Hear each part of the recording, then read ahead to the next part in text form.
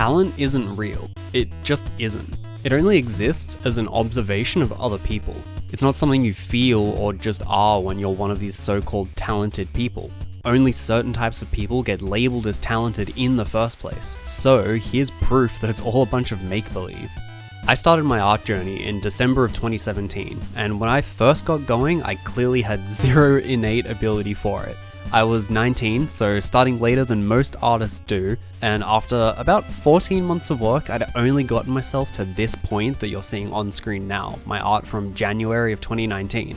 Clearly, I wasn't naturally good at it because this is over 800 pages full of drawings into my journey, and yet I've clearly gotten good at it in the time that's passed since. My real issue with talent is in how people use that word, because people think it's a substitute for the word skill, but that's only because they've never actually thought about it before. Picture in your mind for a moment what a talented person looks like, or yourself if you were more talented. What words do you think of to describe someone like that? Are they a musician, a painter, disciplined, successful? Is making art effortless for them? Or also very common, how about out of reach? Not me, maybe the names of people you look up to, like Kim Jong-gi or Jacob Collier for me.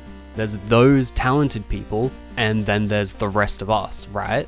The common thread here is that when you picture a talented person, you're putting them up on a pedestal. They aren't someone like you, they're just different, they just are. Maybe you can't explain quite why, but that's the vibe. They were just born great and you're just different. The word talent is tied to a very specific image. Only certain skills get lumped in with that word. Is an artist talented? Absolutely. But how about a lawyer or a lumberjack? What about a plumber? When in your life have you ever heard someone call a plumber talented? It just doesn't happen. And you want to know why? It's because plumber is a skill. Undeniably, if you were backed into a corner and had to turn away from all your dreams, you too could go down the menial labor route and become a plumber. Because that's a skill that you can learn, not a talent to daydream about, that some people were just lucky enough to be born with. But if all talent is just an innate ability, then why don't we ever describe a plumber as talented? Surely there's some people out there who are just naturally better at plumbing than anyone else.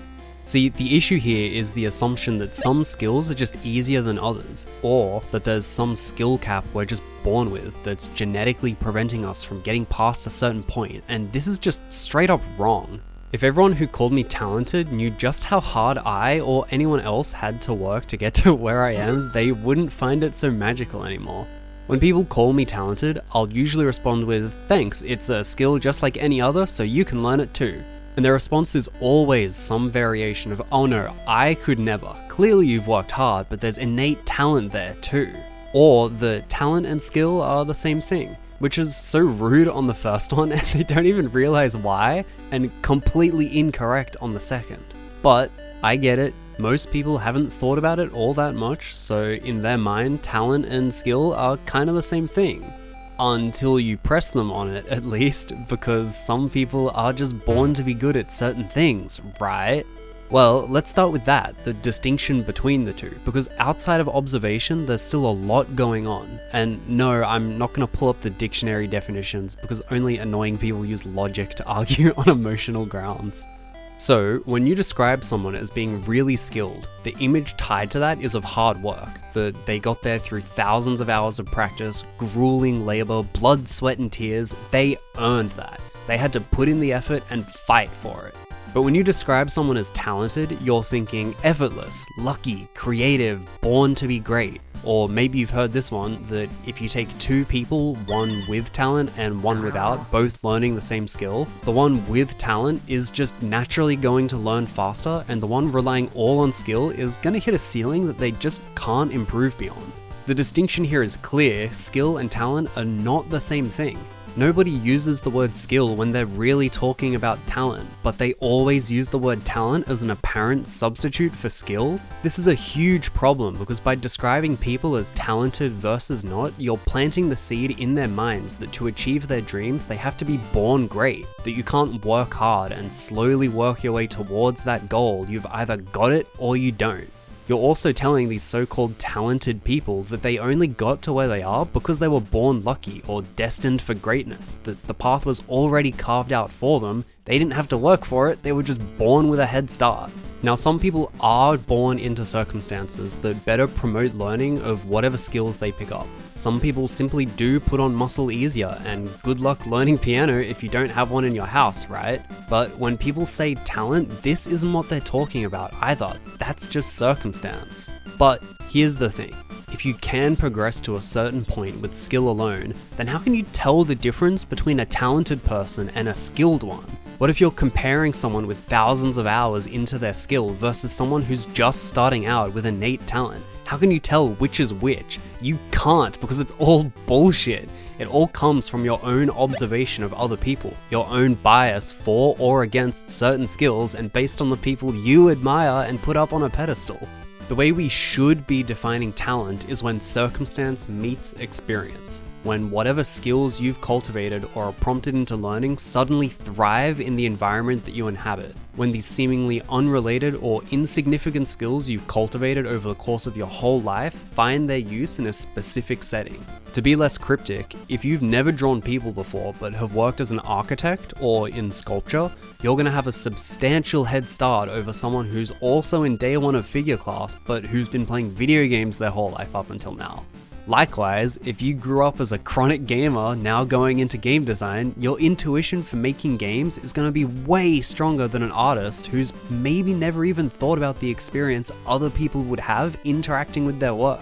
Even at more minuscule levels, if you daydream a lot as a kid, your ability to visualize things in 3D might be stronger than the other kids in your class who draw more than you. So when you pick up a pencil for the first time, you'll skyrocket ahead in skill. Talent should be this, the word we use to describe circumstances meeting experience. But it isn't. That's not how the word gets used. I don't go getting this worked up over much, but this is one thing that drives me absolutely crazy. This stupid cultural insistence on talent just ends up discouraging new artists from ever even starting, while also piling on pressure for those who have already gotten good at it, because if they slip up and make a mistake, then it must be because they've just lost it. They aren't actually talented anymore and they should just give up. Using that word as a direct negative, there's never a positive use for it. If you call a kid talented, they'll get excited today, but what about tomorrow or 5 years from now when they now have to actually struggle to improve like the rest of us? It sets up this expectation that things just come easier for some people and you've either got it or you don't. Shifting the focus to skill instead though puts the emphasis on the hard work that got you there. If you praise a kid for their hard work, they'll feel good for putting in effort, not feel bad for the next time they fail. But what if we take someone like Kim Jong-gi? He clearly must have had some talent to get as good as he was. If talent doesn't exist, then how can you explain people like him excelling so far beyond everyone else? Well, the thing is, he started drawing at 6, and he didn't get his first art job until he was about 27.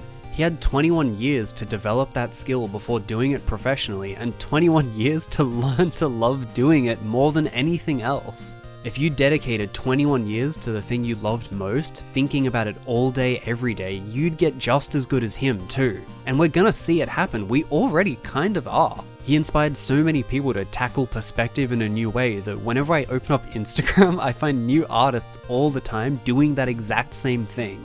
So why was he so much better than anyone else? Why don't we see more people reaching that level?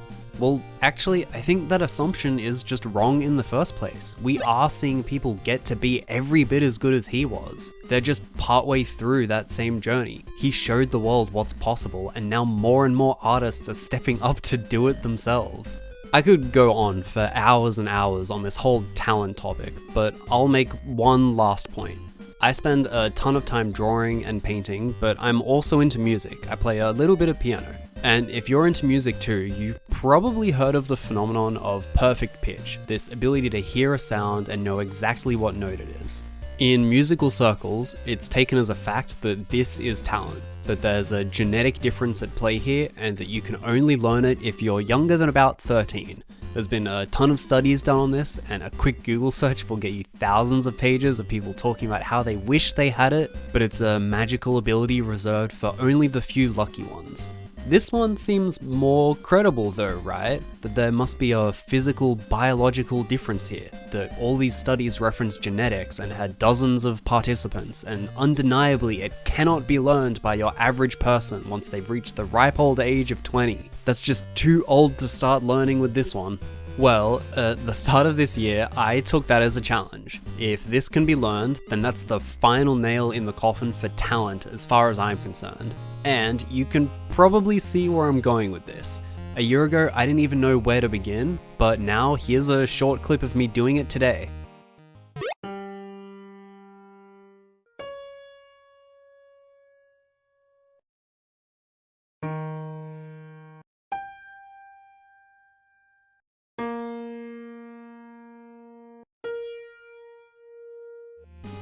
I'm still learning it. There's so much more for me to dig into within the world of perfect pitch, but I'm showing this now because if it really was a talent, then it should be impossible for me to have gotten even this far.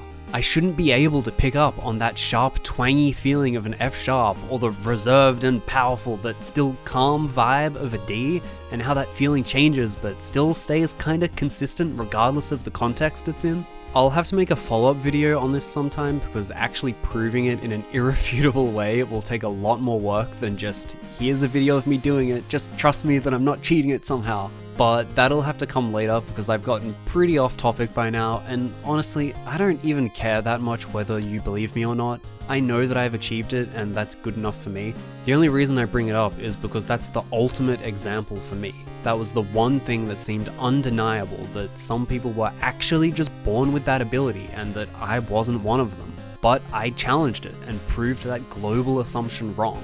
Talent isn't real. You can achieve your dreams, whatever they are. You just have to dedicate yourself to them and never let anybody else tell you otherwise. Yeesh. You will never hear me get this worked up ever again, probably.